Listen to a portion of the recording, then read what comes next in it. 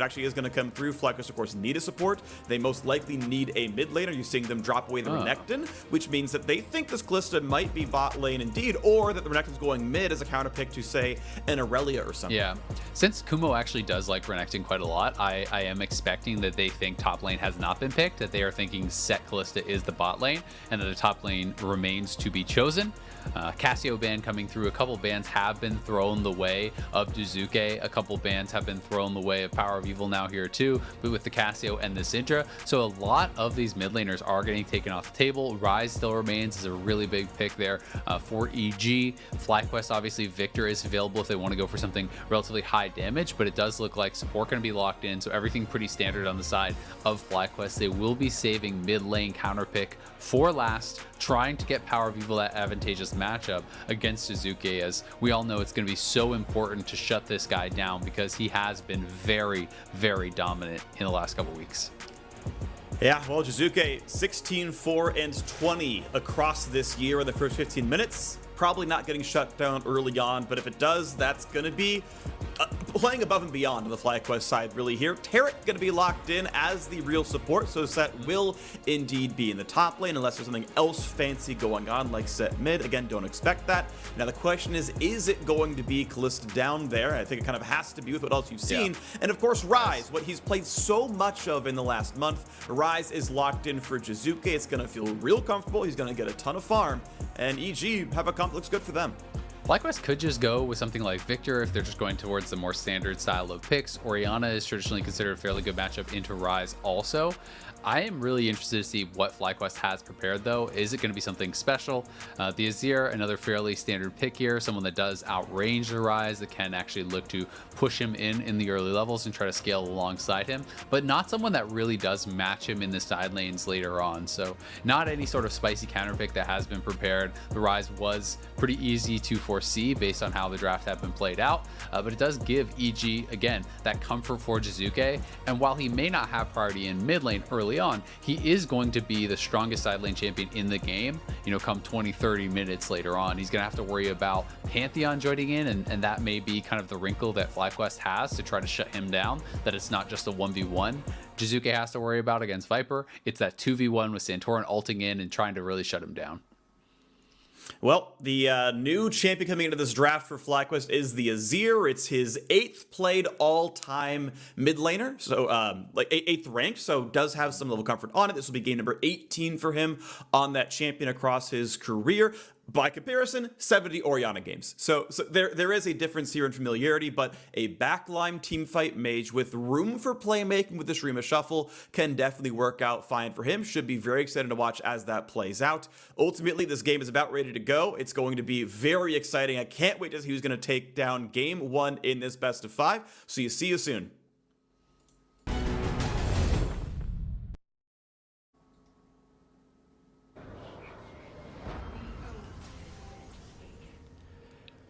Welcome back to the game. Playoffs have begun here in the LCS, and it is Evil Geniuses on the blue side, FlyQuest on the red. EG is top seed, gets side selection, and they could not be chosen by Cloud9. And speaking of that squad, C9 could choose if they wanted to play FlyQuest first round. They said no, give that one away. The team that C9 was more afraid of here was FlyQuest, and they are now Evil Geniuses' opponents.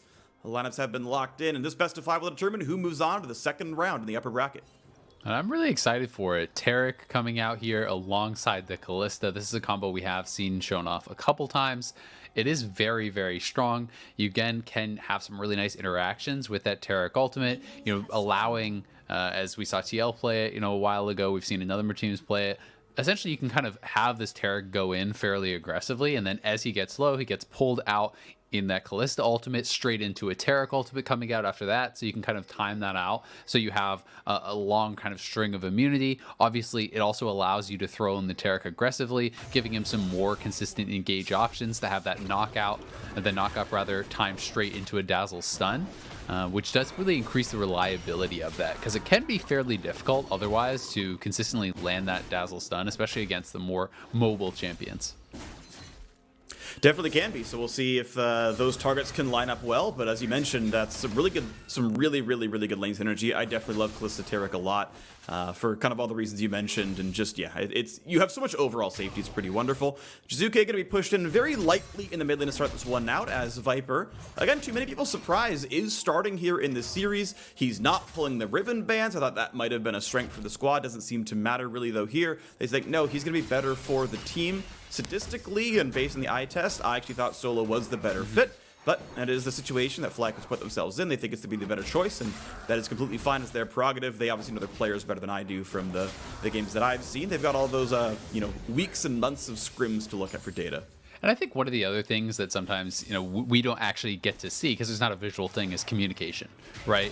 And that goes beyond just communicating what's going on in your lane. Sometimes it's positivity and calm. Sometimes it's someone who has good ideas of plays to make when you're behind, or various intangibles that, it's kind of hard as a spectator to really know about or understand. Santorin, though, moving around here on Jizuke, potentially, was looking, for, I think, for just a Raptors invade, but not going to be available. And up here on the top side, won't be too much fun for Viper in those early levels. Set really does bully out the Aatrox. Any kind of extended melee-type trade that you are taking is going to be going fairly heavily in your favor. Couple spears come in, does have the reset, but they timed out right before he could pull the Rend out, so no extra damage dealt to Wild Turtle there, but early push going in to the FlyQuest side. Ward dropped down, Zombie comes out afterwards. Svenskeren going to keep clearing. Right now he's going to be about a camp ahead as the two junglers trade scuttles back and forth on the other sides of the map, so nothing too interesting happening in the early game. Quick recall comes down for the Rise for a quick tier. Always important to buy that as soon as possible. The faster you can stack it, the more damage you get. Pretty nice. It is really nice, and honestly, getting the Archangels stacked up and having that shield as essentially an additional defensive summoner really does make an enormous difference for some of these kind of mid-range type mages, such as Rise. Because you are exposing yourself to taking a lot of damage to be able to be in position and be in range to deal a lot of damage, it really is invaluable and completely can change the types of fights you're able to take. So getting that stacked up and ready to go as early as possible is really big, and that's why I think it was just a smart move for Svenskeren to move towards mid lane, help him push that out so that he can get the recall without actually having to commit a teleport. And now he's going to be in a pretty comfortable position here against Power of Evil, who hasn't been able to get a base off yet. If you can lock Power of Evil under his tower, you can perhaps force out a TP and then create an advantage just through that. Yeah, that can be a really big deal, especially, if you ever get that decent cooldown and you can make a play somewhere because of it, that's definitely really nice. One of the buffs that Azir got about a month or so ago was an increased mana pool, so he's a bit more able to withstand the sort of consistent lane pressure and still has somewhat of a mana pool to be able to still summon soldiers and fight for lane control. But yeah, you see this wave shoved into the turret. Pee-wee's gonna grab what farm he can. Up 1 CS, and that's with Jizuke taking an extra recall, and then again starting one out. Now this wave is crashing in the mid lane. PoE stopping to kill the ward first, so he's gonna be a little bit slow on crashing it, but there should be some farm Jizuke misses as he waits for the ambient gold and may just TP back to lane with an extra sapphire crystal and some extra potions. Yeah, that's what I was gonna say, is I think it's just gonna be that TP, but it looks like a TP play on bot side now that he's used his.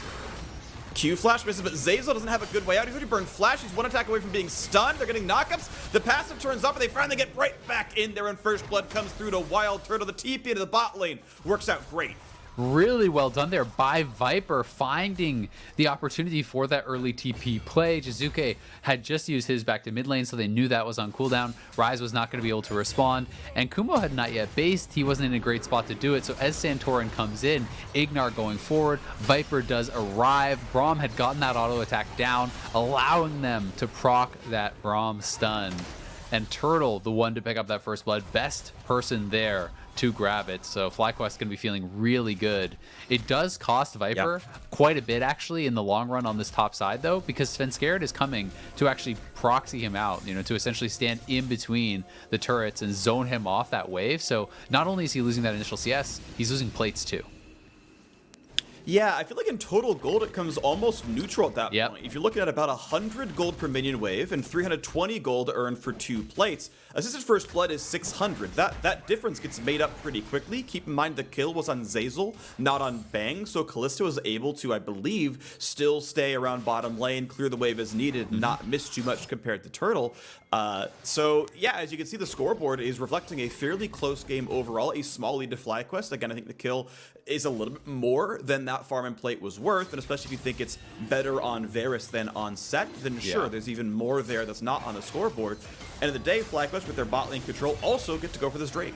Yeah, and credit to them for being able to actually pull this off while Set was on a reset, while he wasn't actually in a position to try to contest that, because that's the next thing that I was going to bring up is, you know, yes, as far as gold, it goes fairly even, but it could actually be detrimental to FlyQuest if then your top laner has no TP and EG can set up for a dragon play. FlyQuest, though, take away that option and have now, you know, kind of nullified that advantage somewhat, because top lane TP is not going to mean as much if there are no plays to be had really on this bottom side. Alrighty, well, right back onto the map we go as the resets come through, and we know Rift Herald is spawning very shortly. A lot of times you will see teams swap their bottom lane up to the top side to fight for it, or at least roam the support over, if nothing else, let the AD carry solo it out, so I want to see if that gets under pressure before too terribly long. FlyQuest, though, still in a reasonably comfortable spot overall with that Drake picked up, and now looking as Svenskeren wants to invade, but not going to be able to quite do that as Ignar and Wild Turtle are around. Those locations are known, and Sven is going to have to back off. So this is... He goes right back in, even though... Yeah, this is actually them trying to make use of the TP. Notice how Kumo is actually backed off in the top lane. This is them saying, okay, there's no dragon, but we can force on your blue. Because if you can test, our TP is going to be used from the top lane, and we're going to have the numbers advantage, and we're going to come out on top. So, you know, EG sets that up well. FlyQuest recognizes that it is happening and does have to back off, so they do lose the blue buff. It is not the end of the world, but that is still the kind of incremental advantage that you want to see a team going for when you do have that TP. And it has actually swung the gold lead back into favor of Evil Geniuses overall. You're seeing a lot of it be Svenskeren's farm. Temporarily, Viper is kind of caught up with Kumo. And so we'll kind of keep tracking as gold goes back and forth across game state. But definitely a couple of camps difference here for Svenskeren as he hands the blue buff off. Santorin does have Krugs to kill, but right now, making sure that everyone else stays safe, has the ward over by the Rift Herald to make sure that's not getting taken. And okay, back to farming they're going to go. Still fairly close early game here for the squad. Jizuke not yet on the board for any kills, as the Stinger is in for PUB, and that's going to help mid lane stay under control for FlyQuest.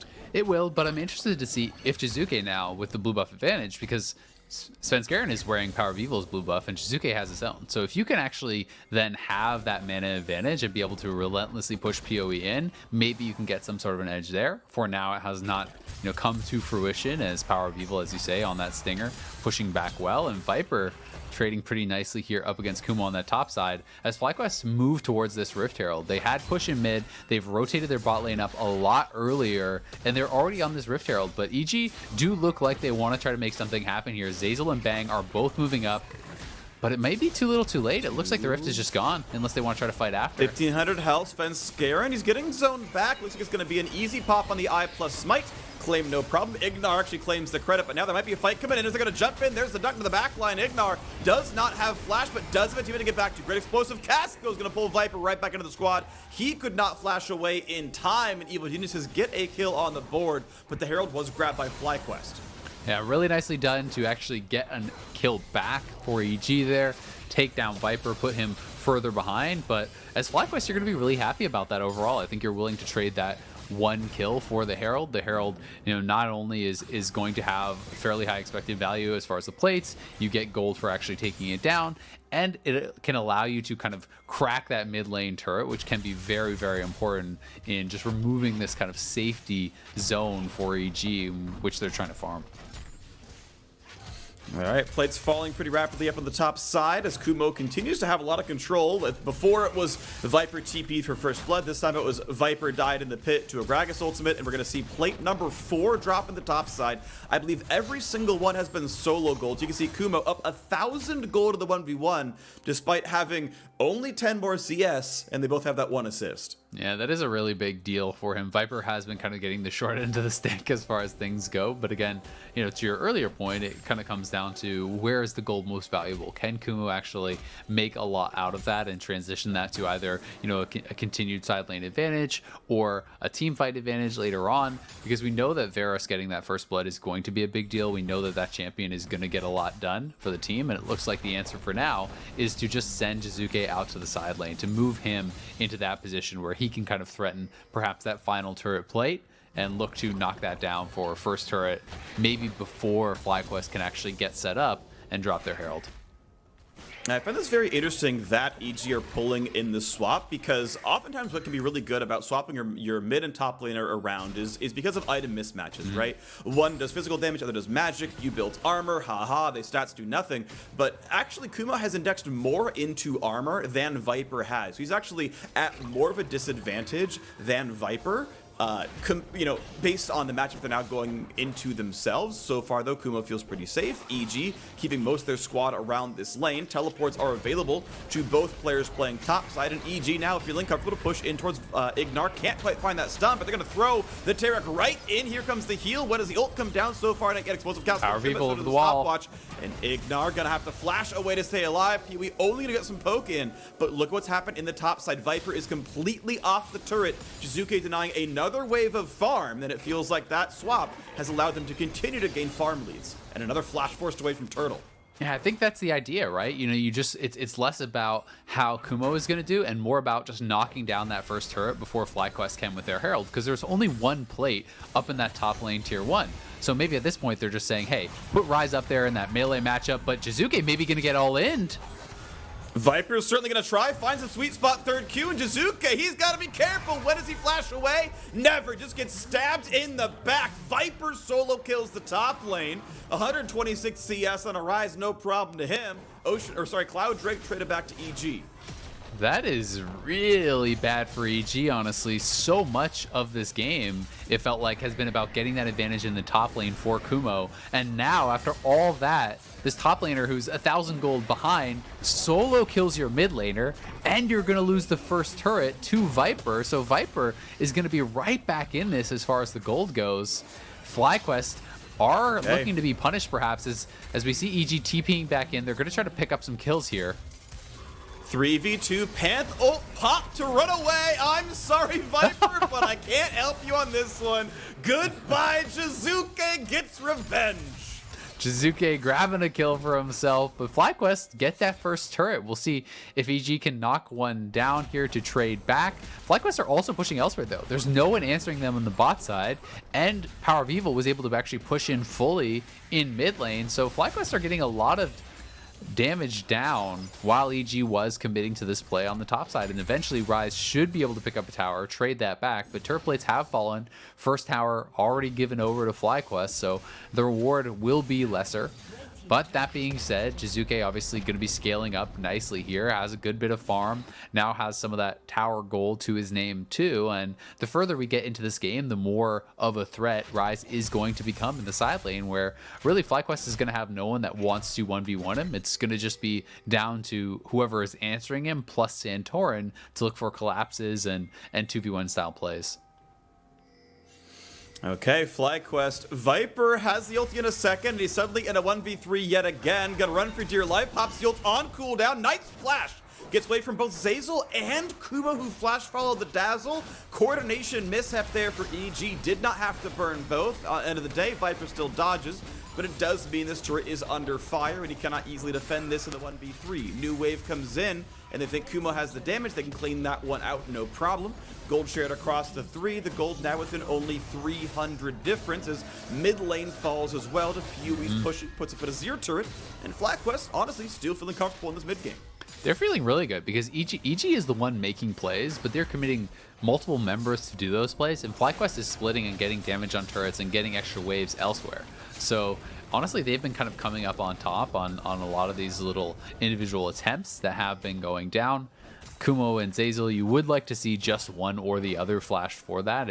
It's not really doing much for you to have both of them flash in there unless they're trying to block off multiple angles, which they weren't able to do with the Dazzle. So Viper going to be pretty happy about that, and it is a trade of the mid tier 1, which FlyQuest took, for that bot tier 1, plus FlyQuest got an extra flash, so they should be pretty happy. Gonna feel pretty comfortable right now. FlyQuest now waiting for the next play. They're gonna walk right in with Ignar. Explosive cast comes in to push him away, but Zeyzal has to get pulled out by a bang. The re-engage comes in. A big root out for Wild Turtle. Re-engage. Invulnerability gonna come through on 3, but not on Svenskeren. And he flashed forward outside of the ulti, and that means he was shut down. FlyQuest get another kill, 3-2 on the scoreboard, and 1,000 gold lead. It's also going to be another Herald. FlyQuest winning out on these fights. Again, EG looking fairly uncoordinated. I don't know if Svenskeren thought that Bastion, that Taric W, was over on him to guarantee that the ultimate would fall for him, but yeah, he flashed forward. He went in thinking he was going to have that Taric immunity, didn't actually get it as he jumped out of it and didn't have Bastion, so ends up going down very quickly, and that spelled the end of the fight. FlyQuest coming out on top again, and now with a tool to look to take down perhaps that last outer down in that bottom lane. Let's see if they can grab that one. As right now the wave's being pushed in without too much issue. It's going to be set.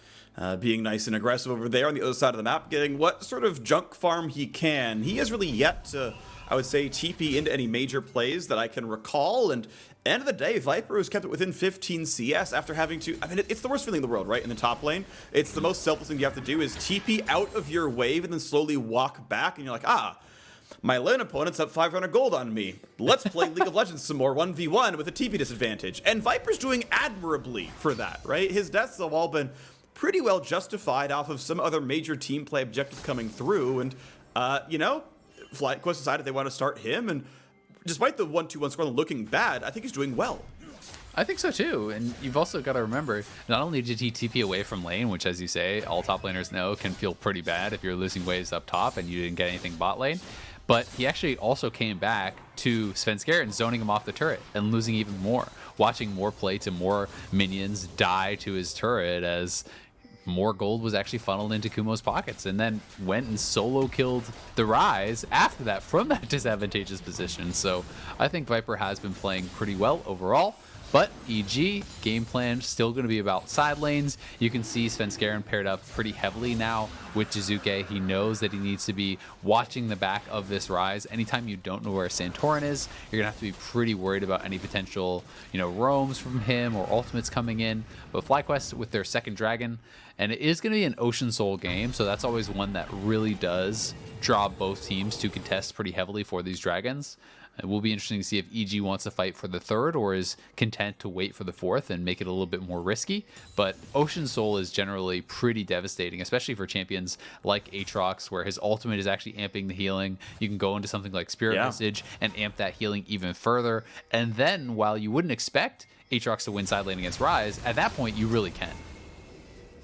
Yeah, you just like withstand any given poke and just heal all the way back up anyway, so, you know, not huge issues there. Now, as we see Ignar knocking down these wards and making sure that top lane is more dangerous. I mean, you talked about the threat of Santorin showing up right behind Jizuke. I mean, you know, the rest of the squad can kind of roam as well. He's got one ward and the scuttle right now, so he's fairly safe, but those have, you know, finite time. You can very easily get through and find something else to do. Right now, the squad actually coming up there as Turtle and Ignar show up and say, okay, here is Pantheon. We're here for the 3v1, Jizuke. We walked right through the wards. You thought you were safe. The stun is down. The flash hold is not in time. Jizuke able to realm warp to safety. Very slick from Jizuke. Svenskeren, he honestly saved Jizuke's ass there. That slow from the barrel on Ignar and Turtle as they were actually running over to collapse on the play.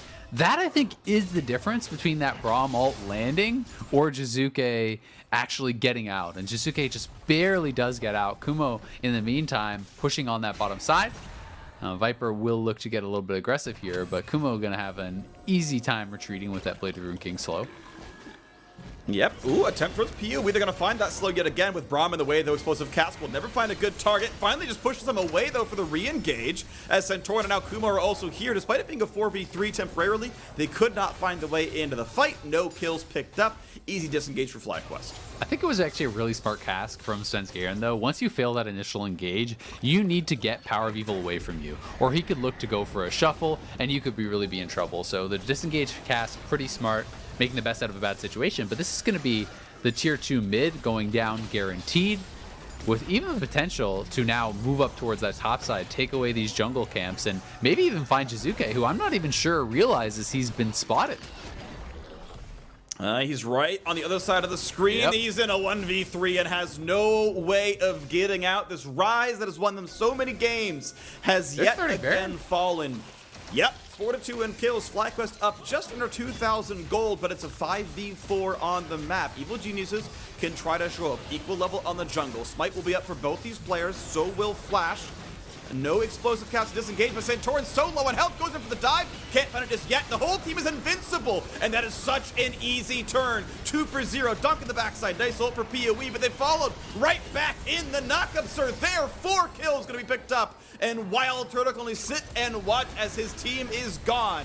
EG win a 4v5 at Baron. This time, it's their turn to grab it. Oh, it all falls apart for FlyQuest. It was going so well for them, but they bit off way more than they could chew with this super early Baron. That Taric ultimate was enormous. Turtle gonna look to try to snipe this out, but very low chance between Rend and Smite. It really requires a huge mess up from EG for him to get it. Oh, that was close. That was pretty close, but yeah. EG, when that Taric ult lands and they get it on all 4, watch Bang throughout this fight. So the placement this time was good. They were more coordinated, making sure that Svenskeren is going to be in the edge of that ultimate to get the immunity. And Bang is stacking spears this whole time. He has the lethal tempo procced. Kumo gets over the Azir ultimate with his ultimate, which is unstoppable. Then the Facebreaker clapping him back together, stunning up both those solo laners, allowing them to pick up even more kills. That is showing that threat of the Kalista. When you are untouched, Bang has been one of the best bot laners in the league this year. We saw the analyst desk voting, these matchups, which is going to be the most in favor of one team or the other. The biggest differences was actually in that AD carry role. All 3 of the analysts had Bang as a heavy favorite, and we see him now, for the first time in this game, really kind of come alive and make a big play around that Baron. Yeah, really well done by him. Flashed over the Azir wall to guarantee the rest of the damage. Got that 4th kill across. And this is, of course, Wild Turtle, who got the TP. He got the gank. He got first blood.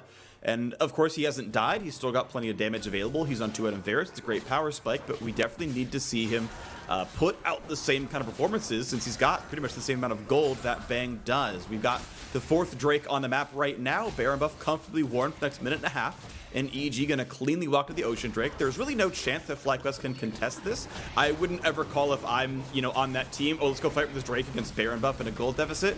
Just give him it. It's not that huge of a deal right now. Clean claim, no problems. It does feel so bad for FlyQuest, though, because not only did they throw away their gold lead, not only did they give their opponents the Baron buff, now their march towards Ocean Shoal, which was actually a potential win condition, is very closely halted. It's 2-2 now. They would love to be sitting on those 3 dragons and 5 minutes away from a potential soul. And it's also enabling Jizuke to actually have more pressure in a side lane. So mid lane tier 1 is going to drop. Jizuke is nearly on death cap now at this point. Has picked up a lot of gold in these side lanes despite getting picked off a time or 2. All right, right now mid lane gets cleared away, and Evil Genius is looking at what they want to claim. They've only really got about 2 waves left of Baron buff with this 45 seconds remaining, and they are not really willing to siege. They are waiting to collect up the wave in top side. You can see Jizuke sitting in Fog of War, seeing, am I getting dove? No, I'm not. Okay, collect the wave. Kumo pushing in the bot side as set. There is that TP available. Again, Jizuke can join the squad, but I think EG don't really have vision on everyone and aren't sure where they can press without being dove upon. So they're gaining some farm, but they are not going to crack much more of the base. Only the 3 outers have been killed. Here is the last wave of Baron buff, and you're going to see Bang doesn't even go for the auto attack without flash available. Does not want to risk getting jumped on. It feels like everything that EG is doing is just saying, we're playing for a split, right? We're playing for Ryze. We don't need to press too heavily because Ryze is going to win us the game in the side lane. Ryze is going to take down the turrets, and that feels like that is what they are actually looking towards. They clearly don't feel too pressured about the scaling of the opposing team, even though they do have a 0, but here comes Pantheon ult. Once again, 2v1 topside, goes to 2-1, Viper dodges the W, but cannot get away from these knockups. Q3, is it gonna land? Yes, it is. Jizuke gets redemption, but it's not going to be enough. Again, 2v1 kill on the topside. Viper yet again sets it up with Santorin, who claims that kill himself. It's making it really hard, honestly, for Jizuke to get things done in this side lane. Santorin's ultimate, very, very good, coming in, cleaning him up, and again, they do knock down that Ryze. But at the very least, EG actually took mid lane tier 2. They're going to get bot lane tier 2. So that is 2 towers for that collapse and kill. As far as the gold goes, that is EG positive. Yes, Jizuke has gone down, but not all bad for EG by any means. And I'm kind of curious, at this point with all the self-healing in the kit of Viper, You know, we have Death Dance, we also have Ocean Dragon, we have the ultimate healing. Are we going to see Jizuke move towards a Morello as that 4th item, or if he's going to look to be a little bit more defensive, something like a Zonia's to help deal with all the physical damage that this Aatrox plus Pantheon combo is going to put out? Yeah, in the one-on-one, it's interesting because I think if Jizuke is fighting PoE, you don't super need it. Like, yeah, he's probably getting Ravenous Hunter, don't get me wrong. That's probably the rune over there that PoE's got in his secondary tree. And the flat pen would actually be pretty good against a champion who's not building Magic Resist, right? So there is actually a decent use for Morellos in that 1v1. And against Viper, I mean, you're right. This guy's going to heal for probably, 600 to 800 health in a one-on-one, which you can cut by about a third, which is, a solid 200 to 300 true damage. Also pretty good. There is definitely value in that one. I can see the item being quite nice. End of the day, I'm not sure. I think he definitely has to finish Death Cap. I think he needs the turret damage coming through. But yeah, I could easily see it. The other thought, though, is what I think is going to happen is this Void Staff 4th item. It's the percent Magic Pen so that he can kill frontline in a team fight with Viper, Santorn, and Ignar all having bonus MR in their item builds right now. It'll be interesting to see where he does decide to go. It's definitely going to be a question about the 4th item, as Death Cap has been completed. But on the other side, PoE also 16. He has Death Cap in 3 items with the Leandries and the Nashers. This really is an incredibly high DPS build for Power of Evil. If they are having those extended team fights where he's able to actually stack up the Madness passive, be hitting on Kumo, with those spears and those soldiers constantly, Power of Evil can put out a ridiculous amount of damage. And EG also have to be careful about where they're actually fighting against FlyQuest, because if they're fighting in a tight corridor, it becomes very difficult to actually navigate over those Sand Soldiers and actually get to the Azir to threaten him with damage. Well, we got 30 seconds till the Drake comes up, and the Baron's already here. The Sand Soldiers are huge threats. Merc Treads for PoE, and he's got those 3 core Azir damage items. So he can take over a fight. Nice cast! Oh my word! And Power of Evil just barely able to flash away. Zazel pops the the face breaker! Gets a big face breaker back, and PoE's days are numbered. Cannot kite the entirety of EG, just barely gets the top laner alive. And here comes Realm Warp right on top to chase in through. It's going to hurt for Jizuke. He's barely going to stay alive, but the chase down's going to look good. Bang. Finally has to hit his shield as Ignar shows. They're going in! Flash over the wall. Wild Turtle can't survive. Ignar, one more auto takes him down as well. Evil Genius's forward motion get a 4 for 0, and all they need now is a minion wave. 30-second respawn timers. You have to believe it's enough to knock down the Nexus. This is Bang! Flashing over the wall, Wispen scaring, knocking him down, and EG, with the aggressive move in the mid lane, are going to be able to close out game number 1. What a finish! Absolutely massive. The setup for Svenskeren was there, and the rest of the team followed through. Evil Geniuses take game 1 against FlyQuest.